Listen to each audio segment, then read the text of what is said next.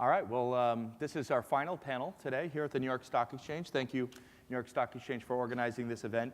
We're going to talk about, first off, my name is Ryan Chilcott. I'm from Bloomberg Television. I've been traveling to Russia for just short of a quarter century and worked there as a reporter for just short of 20 years with an acute interest in financial, business, and economic matters for close to a decade now.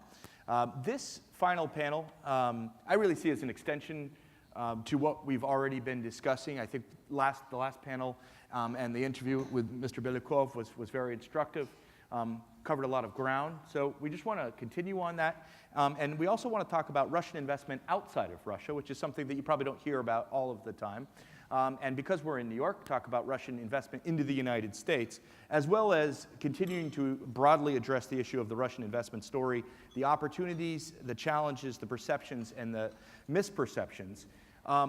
As we actually ask questions of our panelists, I will introduce them so we don't have to go through that now. And I would certainly like to include all of you. And so when I do that, we'll find some time about halfway through the conversation, perhaps. Please make sure you stand up, get a microphone, introduce yourself, and direct your question to one of the 5 panelists that we have here today. So I want to start with Anton Karamzin from Sberbank, Deputy Chairman, Russia's largest lender, about what it has been like to grow Sberbank outside of Russia's borders, outside of the former Soviet Union. You have a big presence in Turkey and in Eastern Europe. What are the opportunities as a Russian company looking outside of Russia? What are the challenges, and what kind of perceptions or misperceptions have you run into? Yes, thank you. We, as a very big organization, we employ over 250,000 people, and the number of banking branches that we have only domestically, 3 times bigger than that, for example, that HSBC's got globally, or whatever other bank you may compare us to. That means that the machine that we run is actually very complex to navigate. It's like a big aircraft carrier that you not only need to watch the nearest space, but you need to watch out like for 20, 30 years away. And when you try to observe this horizon, you obviously see that there's tremendous opportunities for financial sector growth in Russia for the next 10, 15 years, but then obviously the saturation of the market with financial services will start setting in, and you by that time will have your investor base very much used to, healthy double-digit growth and high ROEs, and you need to find the ways to continue that.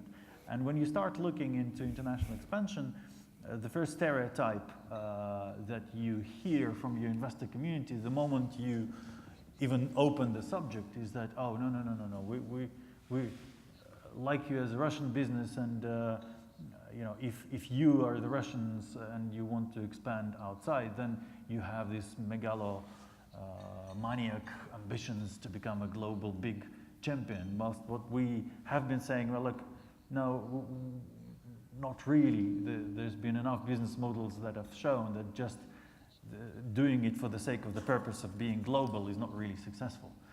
What you have to ensure is the growth, and therefore what we look at are only emerging markets, banking sectors that have sustainable growth and profitability prospects on a horizon of more than 10, 20 years.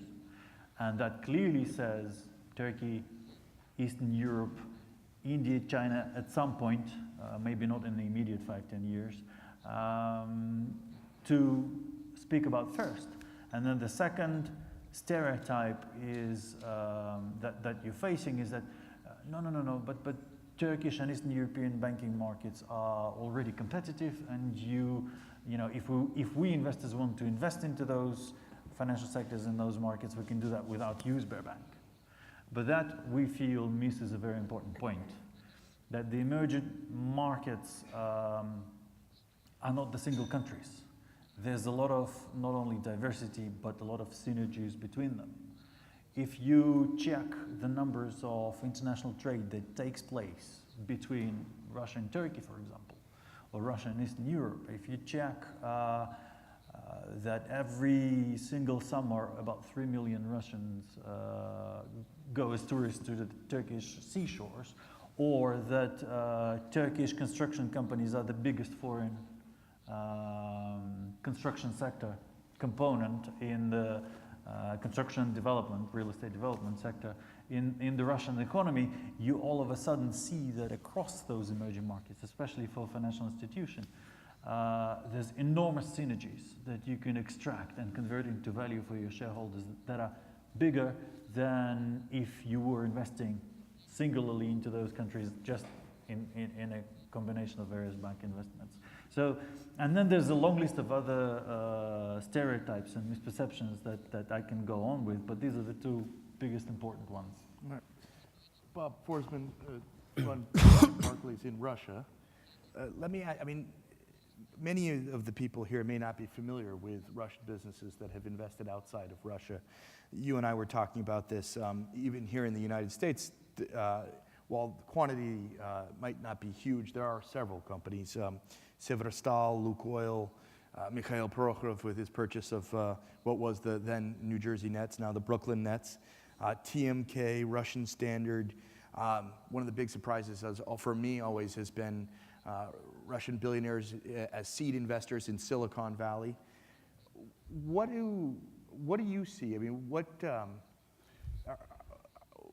where are the successes there, and what does that investment in the United States by Russian companies tell us about Russian business in general?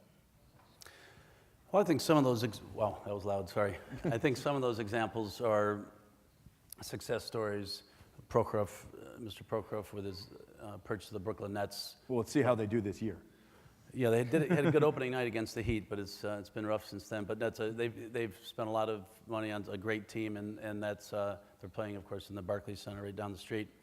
And within 1 year, by the way, they've gone from 29th in merchandising to 4th when they moved from New Jersey to Brooklyn. And if you've paid attention, the Brooklyn Nets is one of the hottest franchises now in American sports and global sports. It's a very hot commodity. So that's certainly been a success, and I think will be more so. TMK has been a big success. It's a pipe company that makes steel pipes for the oil and gas industry, and they bought a company called IPSCO in the U.S. In 2008, right before the crisis. And they've got a couple thousand people in the U.S., and they've benefited from the shale boom. Lukoil, I think, probably not as successful, arguably, with their gas stations here, gasoline stations. I think in general, investors in publicly listed companies in Russia tend, with some exceptions, including the ones I just mentioned, tend to want to see their Russian companies develop within Russia. That they need to have a compelling argument for why a Russian company should be successful outside of Russia. And I think there's a reason why there's been so few success stories. I think it's hard to, if you buy a company that's, and you keep the management of the domestic management of that company, that's one thing, but there's not a lot of Russian companies with experience in buying and managing far-flung assets. I think particularly for the commodities producers, they should be focused on their home territory. But I wanted to make a point, if you'll allow me, just to maybe segue back to part of the discussion we had earlier with the first panel. This room is filled with people who, by definition, are interested in Russia, and probably most of you, if not all of you, are relatively positive on Russia. But you're in the smallest of the three buckets that I like to describe. The first bucket being maybe 85% of the American population. I'm talking about the U.S. view toward Russia. The biggest bucket by far, maybe 85%, doesn't think about Russia. It's just irrelevant. Correct. And that is a dramatic change from when I was a student, and you were a student, Ryan. That's correct. When there was basically, apologies to non-Russians and non-Americans, but there was basically two countries in the world. There was the United States and the Soviet Union, and every other country was somehow in that Cold War context. Today, relative to China or India or Brazil or even Africa, Russia just doesn't get a lot of attention. So the biggest box is that 85% bucket. The second biggest bucket, what I would say is maybe 10%, thinks about Russia and has a negative view. And that's driven by things like our colleague from The Economist, I don't know if he's still here, the moderator for the last session, He mentioned the Yukos affair, the Hermitage affair, and frankly, I would add the Economist's coverage of Russia. And We got to give an opportunity to respond to that. If yeah, sure. But, and then the third bucket are, which is by definition the smallest bucket, it's half of even the second bucket, and that is those of us who care about Russia, we think about Russia, Russia's relevant to us, and we are positive on Russia. That doesn't mean that we think everything is hunky-dory, everything is perfect. Sergei Bilyakov has been very frank in talking about the things that Russia needs to improve. And so there's two components to this perception story. One is where Russia genuinely, the government and up to the very top of the leadership of the country, needs to have a better appreciation for how their actions are perceived and how some political, I don't want to mention, well, things like Greenpeace, that makes it difficult for the international community to embrace the Russian story. But the second component of that perception is what I would say is just I think a lot of misperceptions towards Russia and a double standard toward Russia vis-a-vis some other large countries, not only in Asia and Africa and the Middle East, but also in some EU countries, particularly in Southern Europe, where there's not a better situation with respect to corruption than there is in Russia, but you hear about it constantly with Russia. Part of that is the reason for that, I think, is Russia lacks advocates in the United States. It lacks an active diaspora because Russia was never an oppressed nation, or I don't want to get into a philosophical discussion, but its diaspora abroad hasn't bonded together into a political constituency which advocates for Russia. So I think one of the biggest tests that we have, those of us in this room, are to be advocates for Russia and to make the point that by further reaching out to Russia and further integrating Russia into the world economy, we're not condoning those things which we think are negative behaviors, but we're going to be able to have more influence for the better by having Russia more, as Sergei said, have Russia more bought into to the international financial community, so that the international financial community has more positive leverage over some of the actions that we want to see changed and that the government itself wants to see changed. David, let me ask you, we've walked back into the political realm there for a second. Bob mentioned Greenpeace before we heard lesbian and gay rights. There's a long issue of political human rights issues in addition to the corporate governance conversation that has been going on and the corruption conversation. Give everybody real insight as from your at Cleary Gottlieb, to what extent these issues influence the Russian investment story, and to what extent you think they keep Russia off of or out of asset allocations. Because it could be different from a media perspective. Obviously, the media guy assumes that they're massive, and maybe they are. I don't know. I mean, I think there's no question that the political issues are quite paramount in the minds of many investors. And there is a so-called significant Russia discount as a result of what people see as, in part, perception, in some sense, reality. But I think we talk a lot about the challenges that Russia continues to face. I think, though, it's worth pausing for a minute and thinking about how far Russia has actually come in the last quarter century since you've been in Russia, Bob, since you've been there, since I've been there. Cleary Gottlieb, like many of the organizations here today, go back, our history in Russia goes back more than 20 years.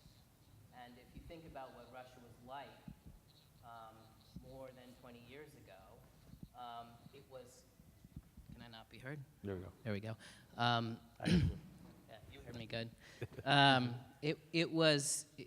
It wasn't only dominated by state-owned enterprises. That was all there was. It was a planned economy. There was no market economy.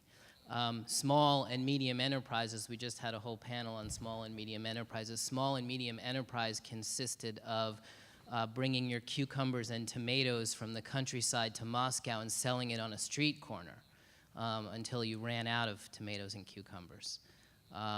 There was very little in the way of a legal system. There was no corporate law. There was no bankruptcy law. There was no tax law. These are things that Russia has successfully developed in the last 20 to 25 years. Now, it's no wonder that they're imperfect.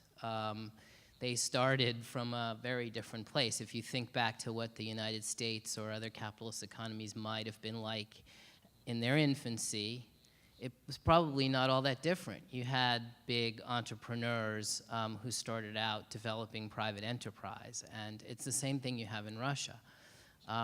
So it's no wonder that there are these perceptions. Some of it is reality, but we've come a long way. We've come a long way in terms of developing a legal infrastructure, in terms of developing corporate law, in terms of developing a market economy. People complain a lot about how difficult it is to get a transaction done in Russia, how difficult it is to access the markets from abroad. It is very difficult to access the markets from abroad. Up until this year, there was nothing like a central depository in Russia like we have in the United States or we have in Europe. You couldn't settle securities through one common system. There were multitude of different regulators all pulling in different directions and all trying to develop policy. They've now consolidated the regulation within the central bank in a mega regulator, which I think promises to improve the regulatory environment for both businesses and investors. It's the way that many countries are going in terms of consolidating the regulatory environment and getting to a better place. So I think we talk a lot about the challenges, but we should just pause for a minute and think about how far Russia has actually come in the last quarter century. And it's up to investors like you to encourage that to continue to develop. I'll just say one more thing and then I'll finish.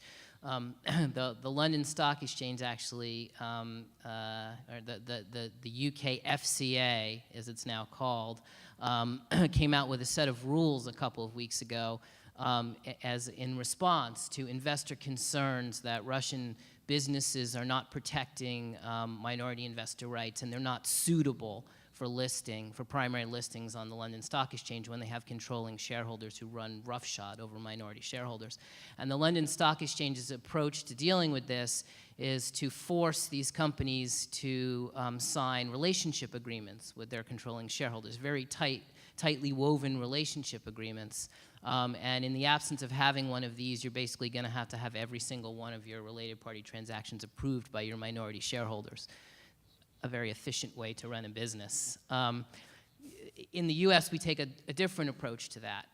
Corporate governance is very important in the United States, but we take a different approach, which is we let people vote with their feet. The New York Stock Exchange and the other US exchanges don't impose corporate governance requirements on foreign companies, but they make them disclose how their corporate governance differs from US domestic company corporate governance, and if investors don't like that, they don't have to invest. So these are all things that I'm not sure if I directly answered your question or not, but those are, I think, are all points that are quite relevant for this audience in terms of investing and approaching the Russian market. Albert Ganyushin, if I could ask you, from the New York Stock Exchange, engaged in winning not just Russian business, but European business to list here at the New York Stock Exchange. I mean, we've had a lot of Russian listings, or some Russian listings, over the last few years here. If it's so, if Russia is such a dark, he was talking about Russia risk and the political factor really influencing things. So let's assume that that's the case. When you look at the specific Russian companies that have listed, or maybe you know about or looking to list, what do you see? I see three types of. I mean, are people willing to buy those companies only at a massive discounts? I think we'll see three types of companies trying to access U.S. capital markets from Russia. One, high growth companies such as Luxoft or EPAM that were already mentioned today. Sure. So those international, highly competitive businesses operating in high growth areas. And they come here because the technology sector fundamentally is based from the investor perspective in the United States. So that's kind of one side of the story. So we will see, best, smaller, growing Russian businesses kind of come here and try to compete for investor attention, valuations that this market provides. I think we will also see two types of other companies increasingly thinking, we know in fact they are thinking about listing in the United States.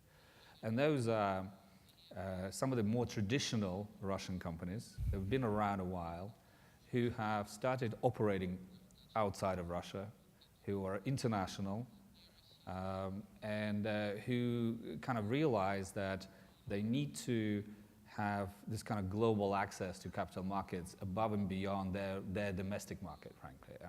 So the kind of companies that that they have an ambition to fit in with the world's best.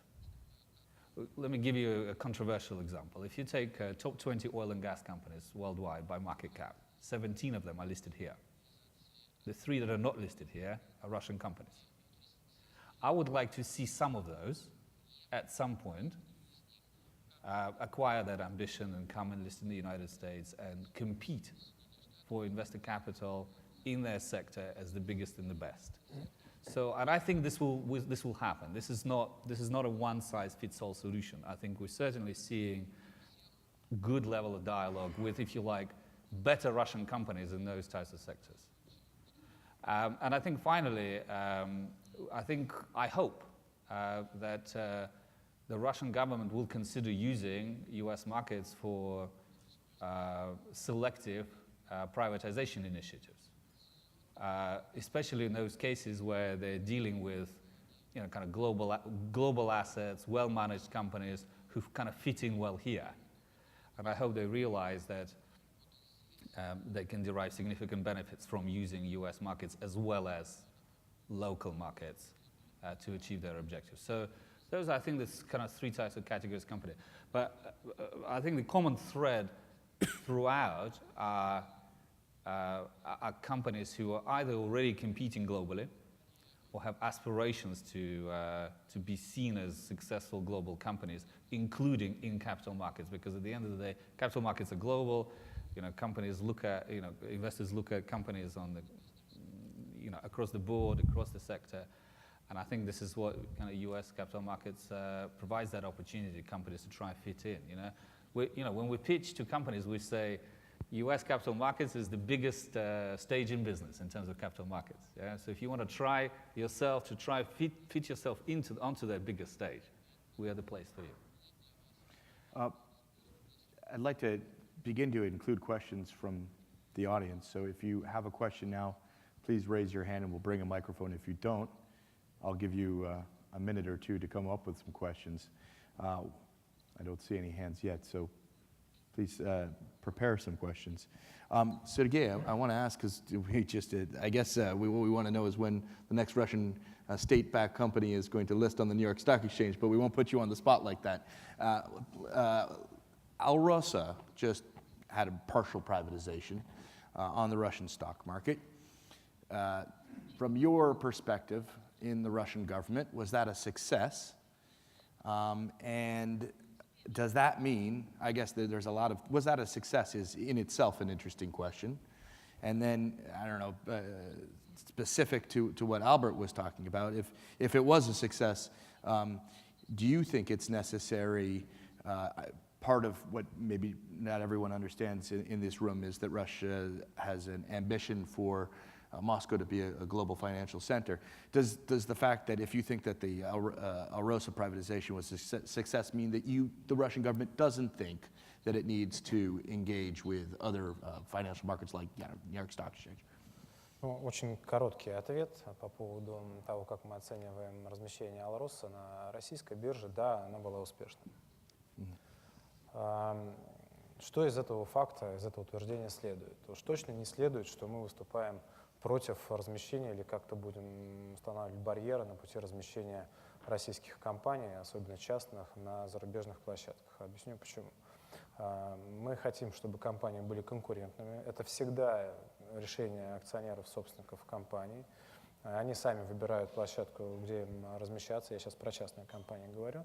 Но, конечно же, размещение на таких площадках, как Нью-Йоркская биржа, это некий знак качества. Мне очень хочется, чтобы таким знаком качества стала и российская площадка. Но пока объем капитала, который может предложить Нью-Йорк, значительно выше. Требования, которые предъявляет Нью-Йоркская биржа, тоже выше, и компании нужно соответствовать этим требованиям, даже несмотря на то, что было сказано, что законодательно они не определены, просто если ты хочешь быть успешным в этом размещении, тебе надо соответствовать этим требованиям. В этом смысле тезис Альберта о том, что есть 3 крупных сырьевых компаний, которые не размещены здесь, он достаточно показательный, потому что эти компании, к сожалению, нельзя назвать очень эффективными. Они российские компании, как вы понимаете. Вот. Но, конечно же, мы хотим развивать собственную площадку. И мы будем предпринимать серьезные шаги, связанные с финансовой мотивацией компании размещаться на российской бирже. Здесь главным инструментом является это увеличение денег и пенсионных накоплений граждан и депозитов, переориентация поведения граждан на размещение в активе для того, чтобы емкость рынка была интересна и мотивировала компании использовать нашу площадку. Это естественно, мне кажется, любая страна идет по этому пути. Это второе. Третье. У нас есть опыт коллег из Бразилии, которые за короткий период времени обеспечили просто лавинообразный рост капитализации национального финансового рынка за счет того, что обязали ряд сделок национальных государственных компаний проводить с использованием национальной биржи. Вот мне кажется, вопрос использования национальной биржи при осуществлении приватизационных сделок, он заслуживает внимания и может быть рассмотрен в пользу российской площадки. Но тут административных каких-то шагов, создающих вот такие административные стимулы, мало.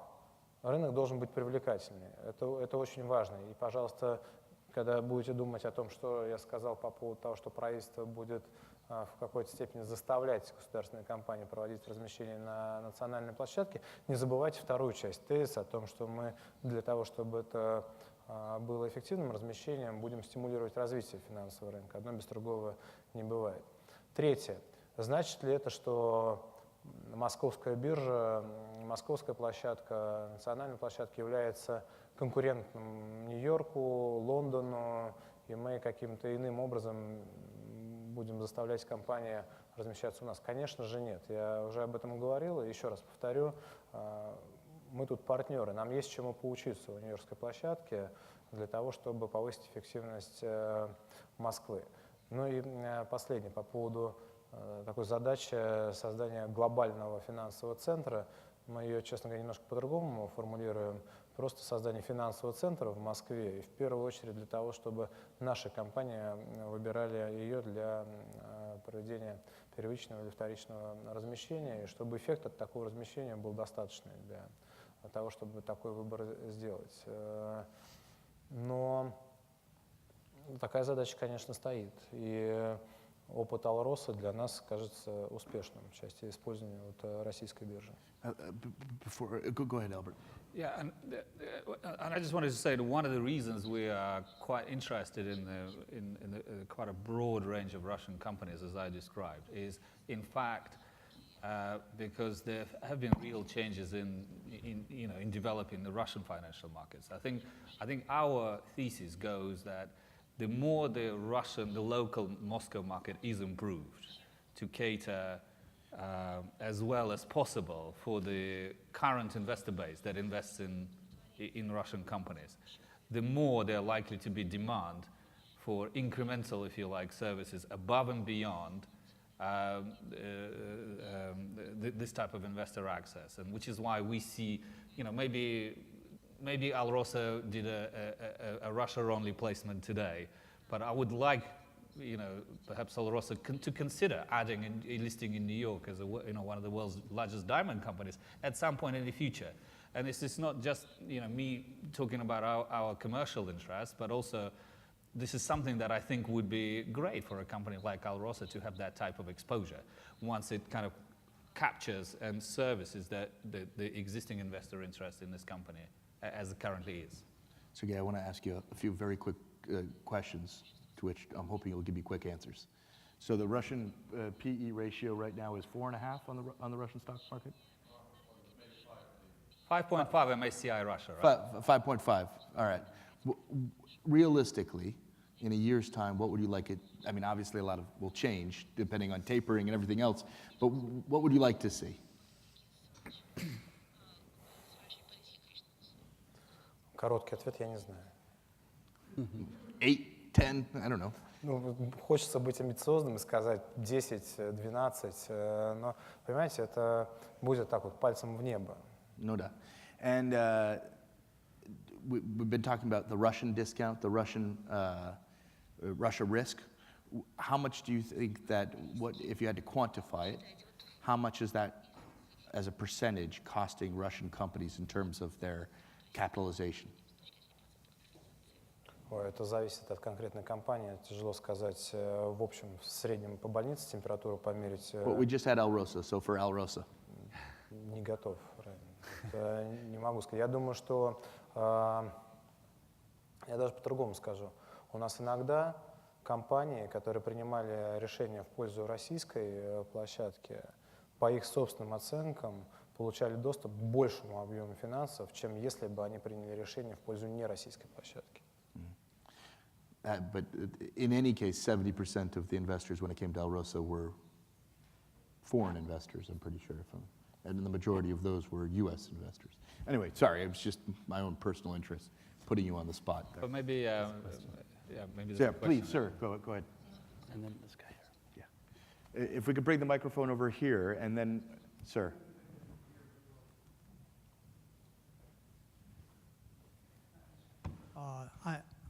It works, it works. Can you hear? This on, okay. May I speak American, please? I have a 29-second question. I like short. Why is Wall Street basically ignorant as to how attractive some of the Russian companies are?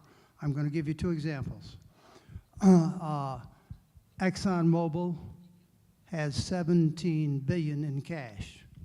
If you buy one share of ExxonMobil, you are paying $17 a barrel in the ground. Now I'm talking about ignorance here. There's a Russian company called Surgut Neft Gas. Neft in Russia means oil, gas means gas. Surgut is the city it's located in. Surgut has ExxonMobil has $9 billion in cash. Surgut has $32 billion in cash. I realize Wall Street is so busy that they can't look that up. And nor would they look up if you buy Surgut, you're paying close to $1 a barrel in the ground. Don't tell me that you know how much rust is on a refinery. I'm chairman of a refinery, and I can give a better answer than you guys ever will as to how much rust is there. That has no bearing. The value is determined by the oil in the ground. And I don't think Wall Street has a clue as to the value of oil companies. Clearly not the Russians. So the question is why is Wall Street clueless? Yeah, what? And who are you directing that question to? The entire panel and the rest of the investors in the room. Thank you. All right, let's thank you. Who would like to answer that? I would. Go ahead. With, well, basically, for the past 6 years, I've, as part of my role is investor relations, so I meet on average about 300 investors a year, and my team keeps close contact with about 1,300 investors a year. So, the short question, the short It's not answer because is- you're not trying to explain to them. Well, no, the short answer. The short answer is emotion. People are letting in the modern markets emotions and fears and greed and other variances of those to overcome rational decision making. Not groundless, There's a lot of emotion on both sides. And this comes back to the many things that have been mentioned here before. It's stereotyping. Emotion determines stereotyping and inability to discern between different companies and between different investment decisions and views on the markets and on the companies. Just 1 second, the Russian minister would like to answer why Wall Street is so ignorant. Я вот абсолютно согласен с вопросом. И я приведу вам один простой пример. Я название компании называть не буду. Я ее сегодня уже называл, а вы постарайтесь догадаться, о ком идет речь. Вот она одна из первых зарубежных крупных компаний приняла решение о реализации проектов в России в партнерстве с российской компанией. Тогда, когда никто не верил, тогда кто считал, тогда, когда все оценивали риски как высокие, и поэтому не инвестировали, выбирая другие рынки в Америке и не в Америке, вот эта компания реализовала проект в России. Он был долгим, там были хорошие истории, были сложные периоды реализации этого проекта. Я вот под словом «проект» понимаю вообще вот историю присутствия этой компании в России. Но вот когда все думали, когда все оценивали риски, эта компания получила всю прибыль, которую могла получить от присутствия на российском нефтегазовом рынке. И очень довольна. Я почему не называю? Потому что есть публичная сторона оценок того, что происходит на рынке со стороны вокруг этой компании. Есть непубличные, когда менеджеры это в тихих кабинетах рассказывают свои впечатления. И не только менеджеры, а в первую очередь акционеры этой компании. Поэтому, конечно же, если бы... Это не значит, что риски не надо оценивать. Конечно, надо оценивать, и мы их оцениваем. Мы стараемся риски минимизировать, чтобы доходность была не компенсация за высокие риски, а с невысокими рисками была высокая доходность. Но те, кто сейчас придут на российский рынок, не только в нефтегаз, кстати, те уж, поверьте мне, получат очень большие доходы просто в силу того, что конкурентов немного. И, кстати, тоже ExxonMobil, та же компания, которую упоминали, я про другую говорил, вот, она сейчас очень комфортно себя чувствует в плане того, что ряд действий правительства по стимулированию добычи сырья, по стимулированию разработки шельфов месторождений связаны непосредственно с участием этой компании в проектах. Это значит, что политика государства направлена на то, чтобы обеспечить максимальную доходность для компаний, разрабатывающих определенные месторождения. That company wouldn't happen to be called BP, would it? Каждый, наверное, о своей подумал. At one point, that company in this country was called British Petroleum, not too long ago, in American political rhetoric. Sorry, we have another question. Please. Thank you. My question is to Mr. Phelps. Would you be my IR representative?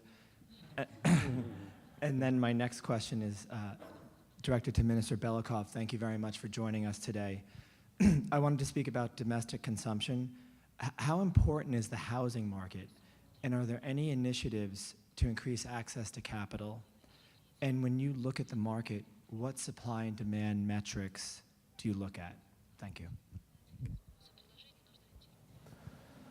Да, спасибо за вопрос. Есть предложение. У нас не развит рынок жилья и очень большая потребность в стимулировании этого рынка. Фактически нужно обеспечить новое строительство 50 миллионов квадратных метров жилья, причем доступного для населения. У нас есть программа поддержки приобретения этого жилья, в основном поддержка, связанная с ипотечным кредитованием. Второе направление, с помощью которого мы собираемся стимулировать такой взрывной рост строительства жилья для населения, это снижение стоимости при строительстве, это упрощение доступа к земельным участкам, вовлечение большего количества земельных участков в оборот, упрощение процедур в сфере строительства жилья в первую очередь, прочие механизмы. Есть целая программа по стимулированию строительства жилья эконом-класса, и мы ее обсуждаем вместе с нашими ведущими строительными компаниями. А третье направление – это использование технологий европейских и неевропейских, которые позволяли бы строить дешевле и быстрее. То есть помимо административных процедур, которые удорожают строительство, еще технологические решения, которые упрощали бы и ускоряли бы строительство. Ну вот цифра — это 50 квадратных метров, которые нам необходимо построить. Does that answer your question? Yes, thank you very much. Albert, should I? Yeah. All right, well, Maybe one more question? yeah, well, let's take, do we, Yeah. please, sir. Yes, thank you. Rob Colorina, AIAC Investment. Question for Sberbank and Barclays. Could you speak a little bit about some of the debt consortiums? Is it a tendency to be European to European, or is it something that is more European/international? I'd be curious of that with respect to debt consortiums. I'm not sure I quite get the gist of the question about the consortiums as to how do lenders, international, European, global, and domestic, fund certain Russian businesses? Yes. Or Yeah, I think it could be either that on a project basis, or if it's more on a leveraged debt basis, correct? Like syndicates. Maybe who is in Russian banking? Maybe syndicates, banking consortiums, like syndicates. well, the thing is that the overall approach, a bit broader, the overall approach is that we, as a biggest lender in the country, we would let all the flowers grow and blossom. We will participate regardless of what type of a project financing is being raised. If it's a good transparent credit risk that you can comfortably quantify, we will price it. Anything. The thing here is that it's irrelevant to us whether we're part of a European consortium or an international consortium. It's whatever the best for the project, whatever the best for the growth. The unique thing about us is that our own commercial interest is actually much naturally aligned with the macro growth interest of the country itself. The more good quality credit in whatever format or whatever grouping we will provide to the projects in Russia that will, then self-perpetuate growth, the better. We are working with the broadest selection of, global financial institutions that specialize in Russia, specialize in emerging markets, that specialize globally. And there's been occasions where we, together with Barclays, were financing a number of deals in Russia. Yeah, I would just add to that, I'm not sure if I understood the question, but I would just add to that a relatively recent development, which I think has been very positive, is in addition to the global banks financing the Sberbanks of the world, the Sberbank now often provides overdraft facilities for the big global banks, and we not only lead manage their bond issues and their syndicated loans, but increasingly you'll see Sber and VTB appear on the syndicates for the global bank's own issuance, which is a nice development. All right, well, we're going to have to leave it there. Let's please thank our panelists for joining us.